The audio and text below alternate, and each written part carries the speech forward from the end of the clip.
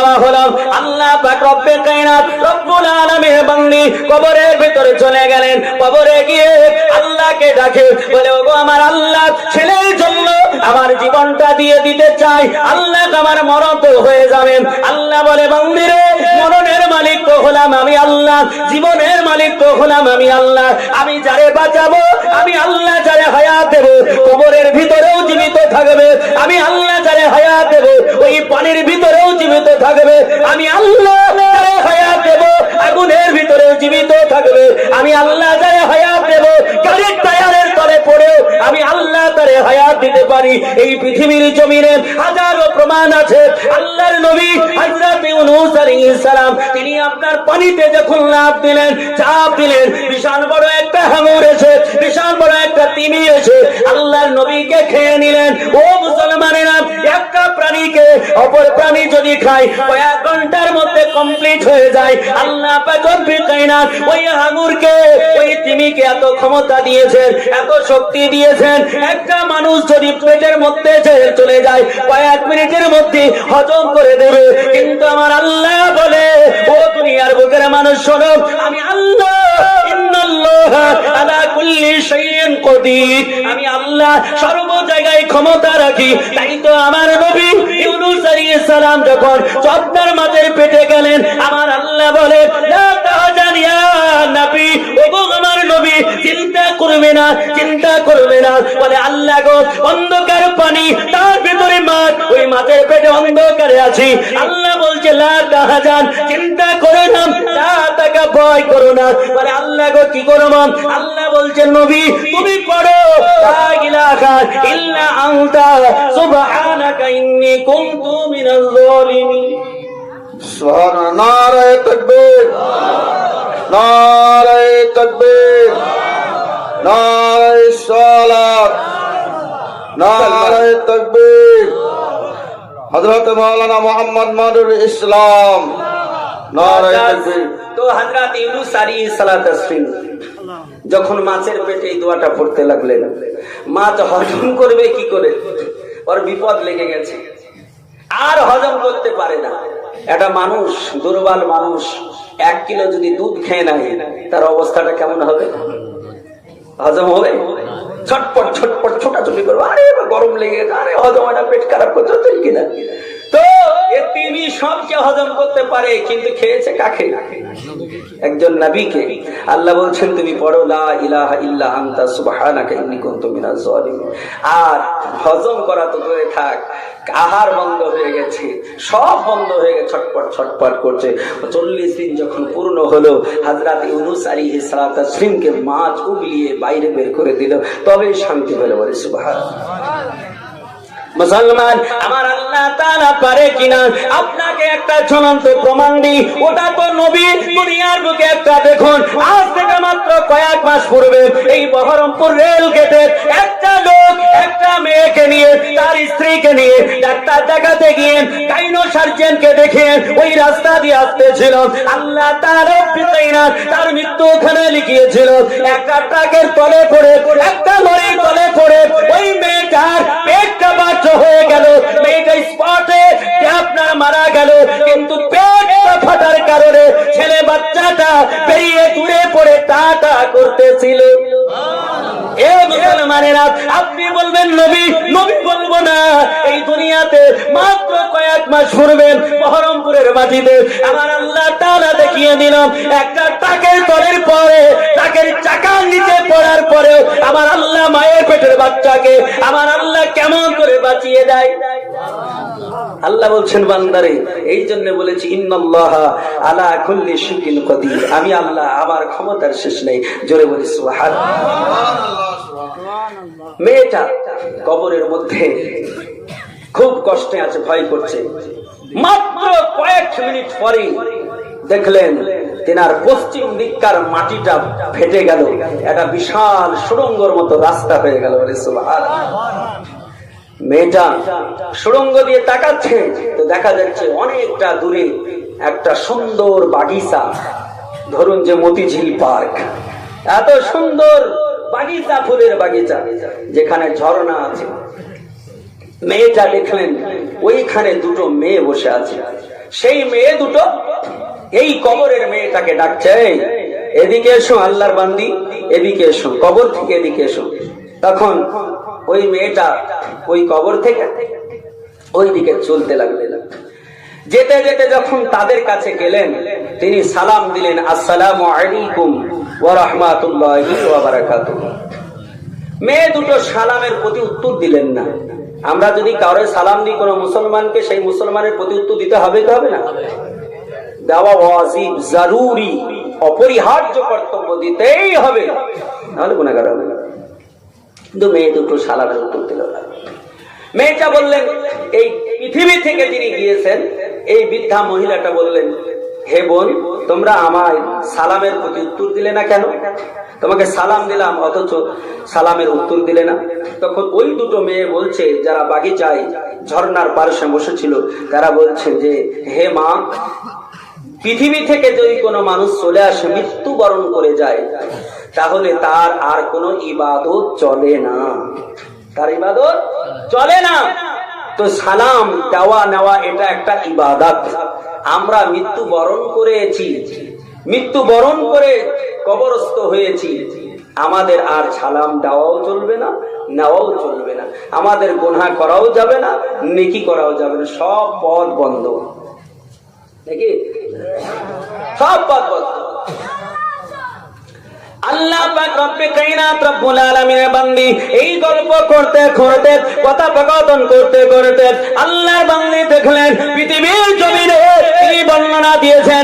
আরবি বলে, ওই আরবিক সাহিত্য কিতাবে লেখা আছে, ওই বান্দিটা বলে, দুনিয়ার মেয়েটা বলতেছে, আমি দেখলাম কিছুক্ষণের মধ্যে দুটো একটা পাখি এত দ্রুত বেগে উড়ে আসে, এত দ্রুত বেগে উড়ে আসে, যার ঠোঁটটা বড়, ওই ঠোঁটওয়ালা পাখিটা একটা মহিলা মাথায় এসে বসলাম। বসার পরে ওই মহিলাটাকে টুকরিয়ে টুকরিয়ে তার মগজ থেকে বের করতে লাগলো, মগজটাকে কেটে লাগলো। মেয়েটা হাউমাউ করে কাঁদে, মেয়েটা ছটপট করে, মেয়েটা চিৎকার মারে, অথচ পাখি নড়ে না, পাখি টুকরিয়ে যায়, পাখি টুকরিয়ে টুকরিয়ে মগজ খায়। আল্লাহর বান্দি দেখেন, অপর একটা মেয়ে, এই মেয়েটা বসে আছে, ওই মেয়েটার কাছে একটা বড় পাখি আসলো, বিশাল বড় পাখি। এই পাখিটা পাকা মেলে এমন করে ডানা মেলে তার নিকটে আসলো। আসার পরে ওই মেয়েটাকে ওই পাখিটা ডানা দিয়ে হাওয়া করতেছে, ডানা দিয়ে বাতাস দিতেছে। আল্লাহর বান্দি এই দুনিয়া বলে মেয়েটা জিজ্ঞেস করলেন, মারে তুমি একই জায়গায় বসে আছো, একই স্থানে বসে আছো, দুটোই তো পাখি, তোমরা দুটোই তো মহিলা, কিন্তু ওই মহিলাটার মাথাকে টুকরিয়ে টুকরিয়ে মগজ বের করে খায়, আর তোমাকে ওই পাখি হাওয়া দেয়। কারণটা কি? একই পার্কে বসে আছো, একই ঝরনায় বসে আছো, একই প্রকারের তোমরা জীব, তোমরা দুজনই মহিলা। একজনের মাথায় বড় পাখি ঠোঁট দিয়ে ঠুকিয়ে ঠুকিয়ে মগজ বের করে খায়, আর একজনকে পাখি ডানা দিয়ে হাওয়া দেয়। কারণটা কি?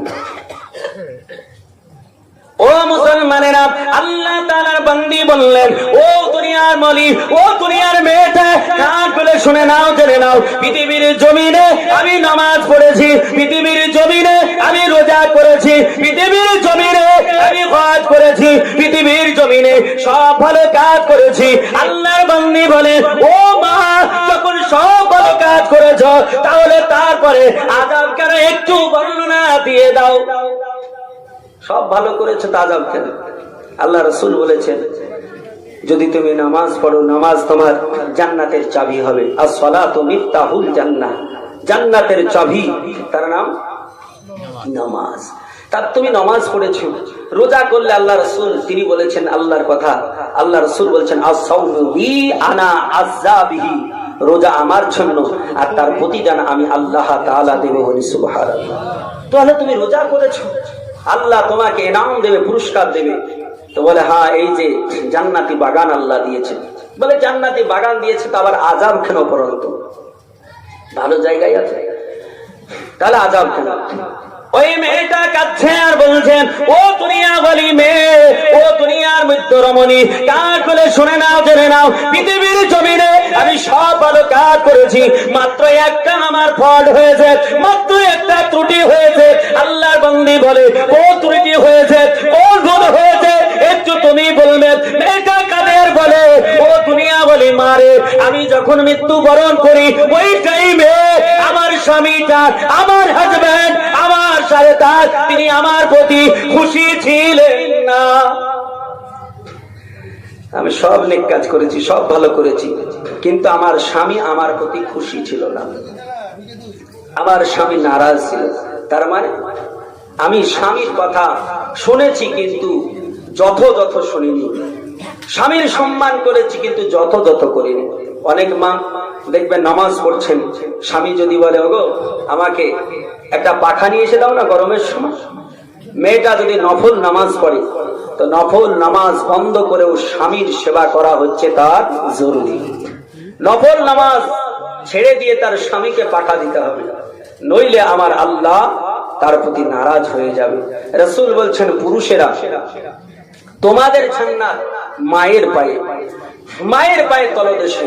আর আল্লাহ বলছেন, দুনিয়ার মহিলারা তোমাদের জান্নাত তোমার স্বামীর পদতলে। বলি সুবহানাল্লাহ। স্বামী রাজি তো আল্লাহ রাজি, স্বামী রাজি তো রাসূল রাজি, রাসূল রাজি তো জান্নাত তোমার জন্য অজীব হয়ে যাবে। মুসলমানেরা, ওই বান্দীকে বললাম, ও আল্লাহর বান্দী রে, আমি তোমাকে একটা কথা বলবো, তুমি যখন 3 দিন পরে ওই পৃথিবীর জমিনে ফিরে যাবেন, তোমার গ্রামবাসীরা তুমি মরে গেছো বলে তোমার কবর খনন করবে, কবর খনন করে দেখবে তুমি জীবিত আছো, এই খবরটা পুরো রাষ্ট্রে ছড়ে যাবে, সারা দেশে ছড়ে যাবে, সারা দেশের মানুষেরা তোমার বাড়িতে ভিড় করবে, ভিড় জমাবে। ও আমার আল্লাহ বলি বান্দী রে, যখন তোমার বাড়িতে ভিড় জমাবে, ওইখানে আমার স্বামীও আসবে তোমার কাছে, তোমাকে দেখতে আসবে, তখন তুমি আমার স্বামীকে ধরে বলবে, ও আল্লাহর বান্দা রে, তোমার জন্য, তোমার নাকচের কারণে, তোমার নারাজের কারণে তোমার আর স্ত্রীকে আমার আল্লাহ তাআলা এত বড় আযাবে রেখেছে। এই কথাটা বলে দিও, মেয়েটাকে বলবে। আর যে মেয়েটা আরামে আছে, বাতাস হচ্ছে, মেয়েটাকে বলছে, মা তোমার, তুমি কি করেছো? তিনি বললেন, আমি রোজা করেছি, হজ যাকাত সব করেছি, আরো আল্লাহর জিকিরে ইবাদতে আমার হয়তো একটু কম হয়েছে, কিন্তু স্বামীর সেবা করতে আমি ভুলিনি। স্বামীর সেবা সব সময় করেছি।